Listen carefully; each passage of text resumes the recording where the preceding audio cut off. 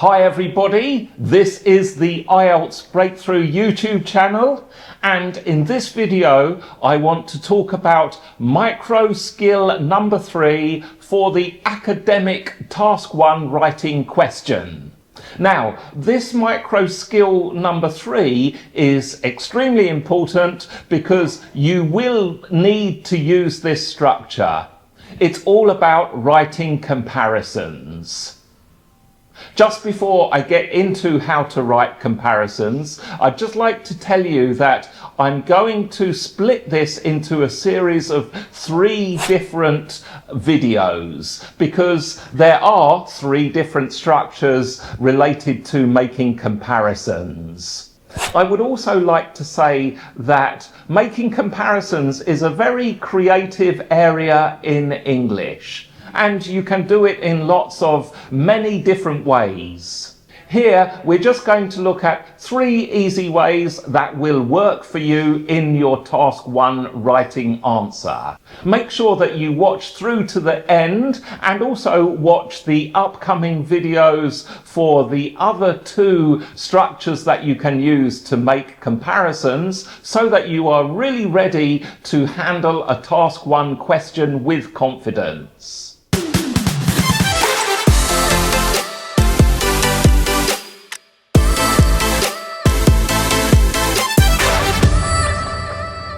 If you're new to this channel, thank you so much for clicking on the video. My name's David Bourne. I am an IELTS coach. I'm here to help you to get a high score in IELTS so that you can study at an international university, progress in your career, or maybe even move to a different country. Let's get started with the first structure you can use for making comparisons. And this first structure is the easiest one. It's probably something that you studied in your school English classes. I'm going to call it the regular comparison. A regular comparison looks like this. X is higher than Y. X is bigger than Y. X is more expensive than Y. Or maybe X is more crowded than Y. The first question you might ask is, what am I talking about with X and Y? Well, X and Y will be the 2 things you are comparing. And in task 1 terminology of IELTS Breakthrough, we call this the variable. When you add the variable in, then your comparison sentence becomes quite complex. Let's look at a couple of examples here. The number of people who visited London is higher than the number of people who visited Manchester.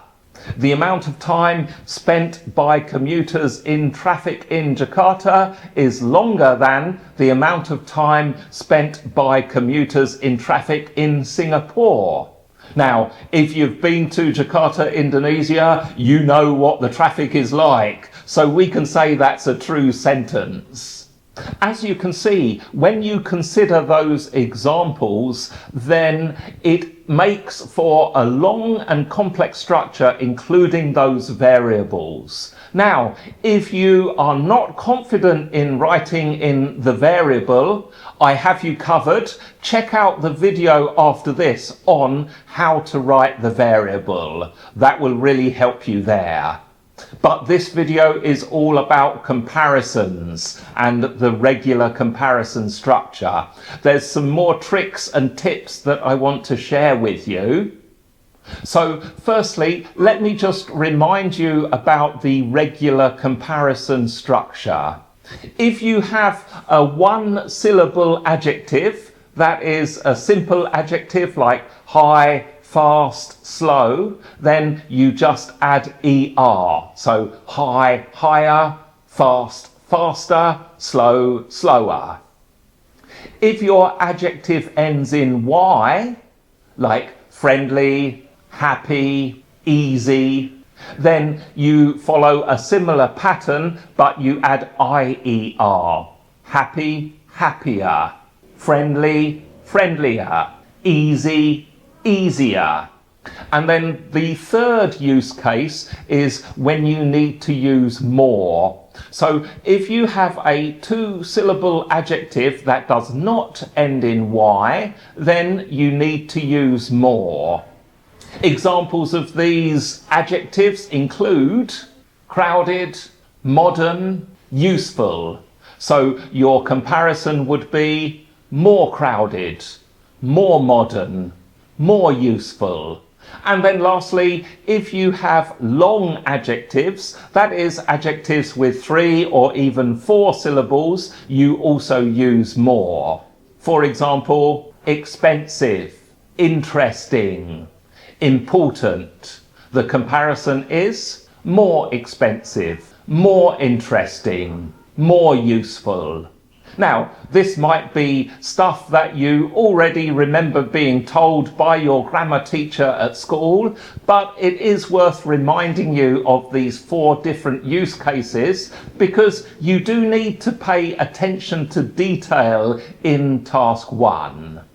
There are 2 more tips and tricks that you need to know about related to regular comparisons. And the first tip is to tell the reader whether the difference is big or small. This is a vocabulary area that you add into your regular comparison structure. Now, the first thing you can do is to add an adverb. These adverbs indicate the big difference or the small difference. Here are some really good examples to help you. Significantly, considerably, noticeably, and for a small difference, slightly. All you need to do is add the adverb before your comparison adjective. So here would be an example sentence. The number of people who visited London is considerably higher than the number of people who visited Edinburgh. On this one, I don't know if it is actually true or not, by the way.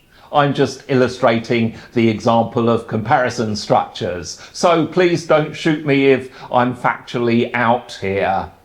As well as these kind of adverbs, you can also use what is called quantifiers. And you've probably heard of these. The easiest quantifiers to use here would be much, a lot, a little, and a bit. And once again, they go in the same place. So an example would be, the number of people who visited London is much higher than the number of people who visited Edinburgh. Hopefully you can see by expressing a big difference or a small difference just gives that extra level of analysis that your examiner is going to appreciate, and therefore it's going to direct you towards a better score in your writing task 1. Let me just read out those examples that I told you about earlier on. The number of people who visited London is significantly higher than the number of people who visited Edinburgh. The amount of time lost in traffic by commuters in Jakarta is much longer than the amount of time lost in traffic by commuters in Singapore. Did you notice the kind of repetition that goes on in these examples?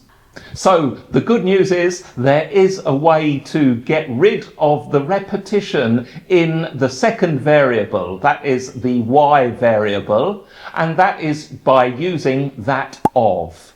Basically, all you need to do is cut out the items of the variable that are repeated and use that of.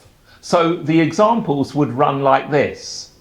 The number of people who visited London is noticeably higher than that of Manchester. The amount of time spent in traffic by commuters in Jakarta is considerably longer than that of Singapore. That makes your sentence a lot more concise and well written. So it's a good idea to use it, and you can see how basically it is quite a simple little trick that you can apply. So there we have it. That is micro skill number 3 with the first grammatical structure that you can use, which is making comparisons using the regular comparison structure. I'll just summarize the 3 tips and tricks that we've covered. Firstly, make sure that you write it correctly using either ER or more. Express whether we have a big difference or a small difference. Use adverbs or quantifiers to do this. And then use that of to avoid repetition. Now, the last piece of advice is that you should practice writing out comparisons. You need to do this without thinking. If you get a chart in your task 1 question, it's almost guaranteed that you need to make a comparison. If you can write comparisons quickly and easily, you're going to save time and you will be able to concentrate on the more difficult parts of writing that you experience. So, in terms of getting practice, once again, the first step is to simply copy out a load of comparison sentences, just to get the feel of how these structures go.